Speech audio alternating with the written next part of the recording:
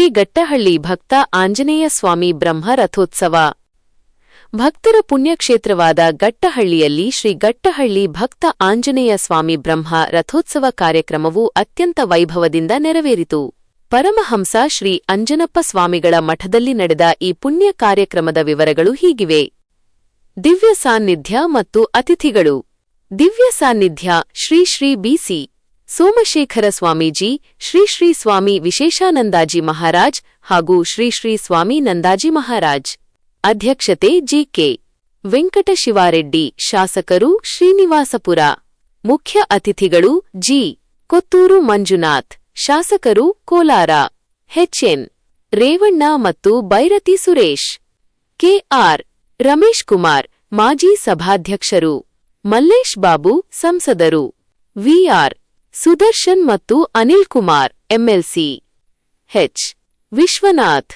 ಗಣ್ಯರು ಮುಖಂಡರಾದ ಬೆಟ್ಟಪ್ಪ, ಕೆವಿ. ಪ್ರಭಾಕರ್, ತೂಪಲ್ಲಿ ನಾರಾಯಣಸ್ವಾಮಿ, ಮಾಜಿ ಜಿಲ್ಲಾ ಪಂಚಾಯತ್ ಅಧ್ಯಕ್ಷರು ಹಾಗೂ ನಾಯಕರಹಳ್ಳಿಯ ಯುವ ಮುಖಂಡ ವಿನಯ್ ಬೈರೇಗೌಡ. ಅಧಿಕಾರಿಗಳು ಎಂ.ಆರ್. ರವಿ, ಜಿಲ್ಲಾಧಿಕಾರಿಗಳು ನಯನ, ತಾಲ್ಲೂಕು ದಂಡಾಧಿಕಾರಿಗಳು. ಕಾರ್ಯಕ್ರಮದ ವಿಶೇಷತೆಗಳು. ಅನ್ನ ಸಂತರ್ಪಣೆ. ರಥೋತ್ಸವದ ಅಂಗವಾಗಿ ಸುಮಾರು 15,000ಕ್ಕೂ ಹೆಚ್ಚು ಭಕ್ತಾದಿಗಳಿಗೆ ಅನ್ನ ಸಂತರ್ಪಣೆ ವ್ಯವಸ್ಥೆ ಮಾಡಲಾಗಿತ್ತು. ನಿರಂತರ ಸೇವೆ. ಈ ಆಶ್ರಮದಲ್ಲಿ ಪ್ರತಿ ವರ್ಷವೂ ಇದೇ ರೀತಿ ಸಂಭ್ರಮದಿಂದ ಉತ್ಸವ ನಡೆಯಲಿದ್ದು, ಪ್ರತಿದಿನ ಭಕ್ತಾದಿಗಳಿಗೆ ಪೂಜೆ ಮತ್ತು ಭೋಜನದ ವ್ಯವಸ್ಥೆ ಇರುವುದು ಇಲ್ಲಿನ ವಿಶೇಷ. ಸಹಕಾರ ಶ್ರೀ ಆಂಜನಪ್ಪ ಸ್ವಾಮಿ ಆಶ್ರಮ ಟ್ರಸ್ಟ್, ಗಟ್ಟಹಳ್ಳಿ ಮತ್ತು ಸುತ್ತಮುತ್ತಲಿನ ಗ್ರಾಮಸ್ಥರು ಕಾರ್ಯಕ್ರಮದ ಯಶಸ್ಸಿಗೆ ಸಕ್ರಿಯವಾಗಿ ಸಹಕರಿಸಿದರು. ಕೃತಜ್ಞತೆ. ಆಶ್ರಮದ ಸಕ್ರಿಯ ಸಹಾಯಕ ನಾರಾಯಣಸ್ವಾಮಿ ಹಾಗೂ ಕಾರ್ಯಕ್ರಮಕ್ಕೆ ಆಗಮಿಸಿದ ಎಲ್ಲಾ ಗಣ್ಯರಿಗೆ ಮತ್ತು ಭಕ್ತಾದಿಗಳಿಗೆ ಸನ್ಮಾನ ಹಾಗೂ ಕೃತಜ್ಞತೆಗಳನ್ನು ಸಲ್ಲಿಸಲಾಯಿತು.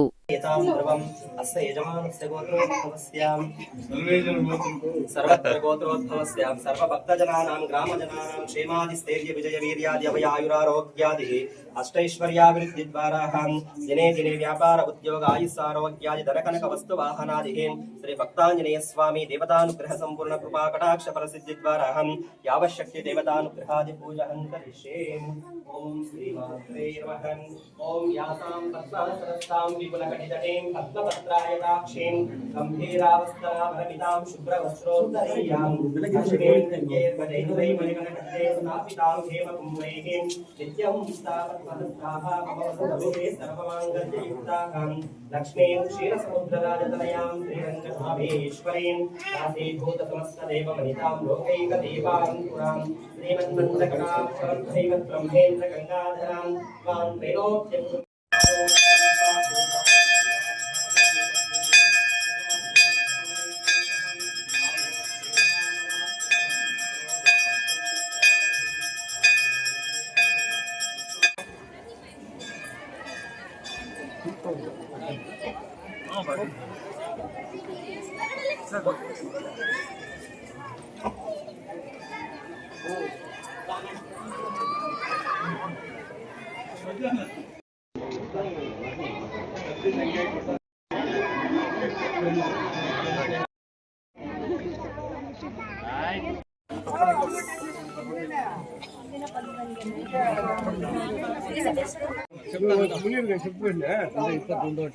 ಎಮ್ಮೆಲ್ಲೆ ಬಂದು ಹೋಗ್ತೀವಿ.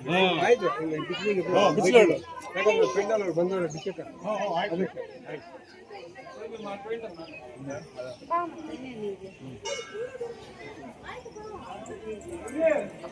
ಒಳಗಡೆ ಎಲ್ಲ ಆಯ್ತು, ಕವರ್ ಮಾಡಿ.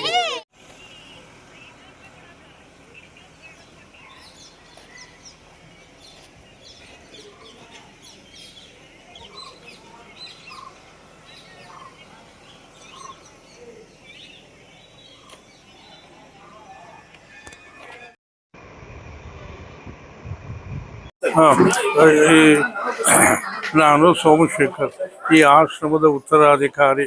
ಇವತ್ತು ಬುದ್ಧ ಪೌರ್ಣಿಮೆ. ಪ್ರತಿ ಬುದ್ಧ ಪೌರ್ಣಿಮೆಯ ನಾಡು ಆಂಜನೇಯ ಸ್ವಾಮಿ ರಥೋತ್ಸವ ನಡೆಯುತ್ತದೆ. ಇದು ಮೊದಲಿಂದಲೂ ನಡೆದುಕೊಂಡು ಬಂದಿದೆ.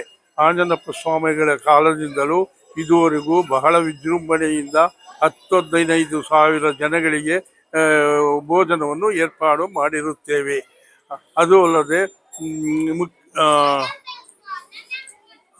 ಅತಿಥಿಗಳನ್ನು ಬರಮಾಡಿಕೊಂಡು ಅವರನ್ನು ಸನ್ಮಾನಿಸಿ ಸತ್ಕರಿಸುತ್ತಲಿದ್ದೇವೆ. ಪ್ರತಿ ವರ್ಷವೂ ಇದೇ ರೀತಿ ಗಟ್ಟಿಹಳ್ಳಿ ಆಶ್ರಮದಲ್ಲಿ ಸಂಭ್ರಮಾಚರಣೆ ಸುಮಾರು 10-15 ಸಾವಿರಕ್ಕೂ ಹೆಚ್ಚು ಭಕ್ತಾದಿಗಳಿಗೆ ಊಟದ ವ್ಯವಸ್ಥೆ ಪ್ರತಿಯೊಂದು ತಮ್ಮ ಒಂದು ಇದರಲ್ಲಿ ಸಹಕರಿಸ್ತಾರೆ. ಹೇಳ್ಬೇಕಾ? ಅಲ್ಲ, ಸಹಕರಿಸ್ತಾ ಇದ್ದೀರಿ ಅಂದೆ. ಹೌದು. Thank you. ಈ ರಥೋತ್ಸವವು 75 ವರ್ಷಗಳಿಂದ ಬಹಳ ವಿಜೃಂಭಣೆಯಿಂದ ಭಕ್ತರ ಸಮ್ಮುಖದಲ್ಲಿ ನಡೆಯುತ್ತಲಿದೆ. 15,000 ಜನಗಳಿಗೆ ಅನ್ನದಾನ ನಡೆಯುತ್ತಿದೆ. ಇದು ಸಾಕು ಬಿಡಿ. ನನ್ನ ಹೆಸರು ಡಾಕ್ಟರ್ ಜಯಮ್ಮ ಅಂತ. ನಮ್ಮ ತಂದೆಯವರು BP ರೇವಣ್ಣ ಅವರು ಅಂತ ಹೇಳ್ಬಿಟ್ಟು ಅವರು ಪೊಲೀಸ್ ಡಿಪಾರ್ಟ್ಮೆಂಟಲ್ಲಿ ಇದ್ರು. ಇನ್ಸ್ಟಿಟ್ಯೂಷನ್ಸ್ಗೆ ತುಂಬಾನೇ ಸೇವೆ ಮಾಡಿದವರು. ಅಂಜನಪ್ಪ ಸ್ವಾಮಿಗಳನ್ನ ಪಟ್ಟಶಿಷ್ಯರವರು ಅವರೇ. ನಾವು ಇದು 1938ನಲ್ಲಿ ಅವ್ರದ್ದು ಪರಿಚಯ ಆಯಿತು. ಅಂಜನಪ್ಪ ಸ್ವಾಮಿಗಳನ್ನ ಪರಿಚಯ ಆಯಿತು. ಅವರು ಫಸ್ಟ್ ಪೋಸ್ಟಿಂಗು ಇದರಲ್ಲಿ ಶ್ರೀನಿವಾಸಪುರದಲ್ಲಿದ್ದರು. As a sub inspector police ಡಿಪಾರ್ಟ್ಮೆಂಟಲ್ಲಿ ಇದ್ರು. ಆಗ ಅವ್ರ ಜೊತೆನಲ್ಲಿ ಕೆಲಸ ಮಾಡ್ಕೊತಿದ್ದವ್ರು ಬೈರಾಯ್ ರೆಡ್ಡಿ ಅಂತ ಒಬ್ಬರಿದ್ರು. ಅವ್ರು ಬೈರಾಯ್ ರೆಡ್ಡಿ ಪೊಲೀಸ್ ಕಾನ್ಸ್ಟೇಬಲ್. ಅವ್ರು ನಮ್ಮ ತಂದೆಯವ್ರಿಗೆ ರೇವಣ್ಣವ್ರಿಗೆ ಸ್ವಲ್ಪ ಸಹಾಯಕ್ಕೋಸ್ಕರ ಅಂತ ಹೇಳ್ಬಿಟ್ಟು ಅವ್ರ ರೂಮ್ ಹತ್ರ ಸ್ವಲ್ಪ ಬಿಟ್ಕೊಟ್ಟಿದ್ರು. ಇವರು ಸ್ವಲ್ಪ ಆನೆಸ್ಟ್ ಆಫೀಸರ್ ಆ್ಯಂಡ್ ತುಂಬ ದೇವ್ರ ಇದು ರಾಮಕೃಷ್ಣ ಪರಮಹಂಸದು ಭಗವದ್ಗೀತೆ ಓದೋದು ಅದೆಲ್ಲ ಅದು ತುಂಬ ಬೆಳಗ್ಗೆ ಮಧ್ಯಾಹ್ನ ರಾತ್ರಿ ಮೂರು ಜಾಮನು ಓದೋದಿಲ್ಲ. ಅವ್ರಿಗೆ ಏನಂತ ಅನಿಸ್ತು, ಅದಕ್ಕೆ ಏನು ಇಷ್ಟು ನಿಷ್ಠಾವಂತರಲ್ಲ, ಯಾಕೆ ನಮ್ಮ ಅಂಜನಪ್ಪ ಸ್ವಾಮಿಗಳನ್ನ ನಾನು ಪರಿಚಯ ಮಾಡಿಸ್ಕೊಡ್ಬಾರ್ದ ಅಂತ ಅವ್ರ ಅಂದರೆ ಹುದ್ದೆಯಲ್ಲಿ ಪೊಲೀಸ್ ಡಿಪಾರ್ಟ್ಮೆಂಟ್ ಕೆಲಸ ಮಾಡಿದ್ರು. ಬಟ್ ಬಿಡು ಟೈಮ್ನಲ್ಲೆಲ್ಲ ಅಂಜನಪ್ಪ ಸ್ವಾಮಿ ಜೊತೆನಲ್ಲೇ ಒಡನಾಟ, ಊಟ ಮಲ್ಕೊಳ್ಳೋದೆಲ್ಲ ಅದು ಮಾಡ್ತಾರೆ.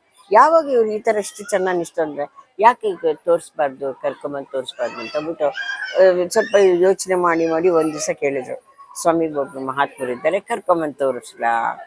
ಅದ್ಯಾರು ಕರ್ಕೊಂಬಂದು ತೋರಿಸಿಲ್ಲ. ಅದು ನೆಕ್ಸ್ಟ್ ಡೇ ಸಂಡೇ ಇತ್ತು. ಸೊ 4 o'clock ಹೋಗಿದ್ದಾರೆ. ಹೇಗೆ ಹೋಗ್ಬೇಕು, ಡಿಸ್ಟರ್ಬ್ ಮಾಡೋದು ಅಂತ ಹೇಳ್ಬಿಟ್ಟು ಸುಮ್ಮನೆ ಇದ್ಬಿಟ್ಟಿದ್ದಾರೆ.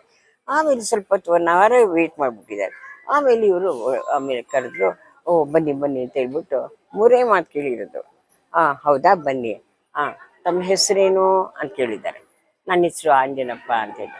ಹೌದಾ ಸ್ವಾಮಿ, ಹೌದಾ, ಇದು ತಾವು ಯಾವ ಮತಸ್ಥರು ಅಂತ ಕೇಳಿದ್ರು. ಹೌದಾ, ನಾನು ಏನಾದರೂ ಕೇಳಿದ್ರೆ ಹೇಳ್ಕೊಡ್ತೀರಾ ಅಂದರು. ಅಪ್ಪ, ನನ್ಗೇನು ಕೇಳ್ದಿತ್ತೋ ಅವ್ರು ಕನ್ನಡ ತೆಲುಗು ಸ್ವಲ್ಪ ಮಿಕ್ಸ್ ಮಾಡಿ ಹೇಳ್ತೇನೆ. ನನಗೇನು ಕೇಳ್ದಿತ್ತೋ ಅದು ಹೇಳ್ತೀನಿ, ಅಷ್ಟೇ ಹೇಳಿದ್ರು. ಅದೇ ಗುರು ಶಿಷ್ಯರ ಸಂವಾದ.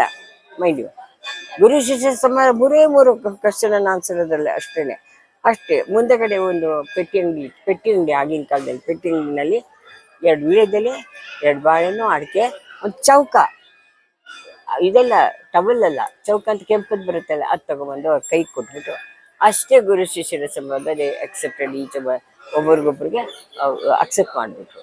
ಆ ಥರ ಮಾಡ್ಕೊಂಡಿದ್ದವರು ಅಂಜನಪ್ಪ ಸ್ವಾಮಿಗಳು. 38ಅಲ್ಲಿ ಪರಿಚಯ ಆಗಿದ್ದಕ್ಕೆ ಆಮೇಲೆ ಇದು 47ನಲ್ಲಿ ಇದು ಆಂಜನೇಯ ಸ್ವಾಮಿ ದೇವಸ್ಥಾನ ಪರಮಾತ್ಮ 47ಅಲ್ಲಿ ಶುರು ಮಾಡಿ 49ಅಲ್ಲಿ ಮುಕ್ತಾಯ ಆಯಿತು.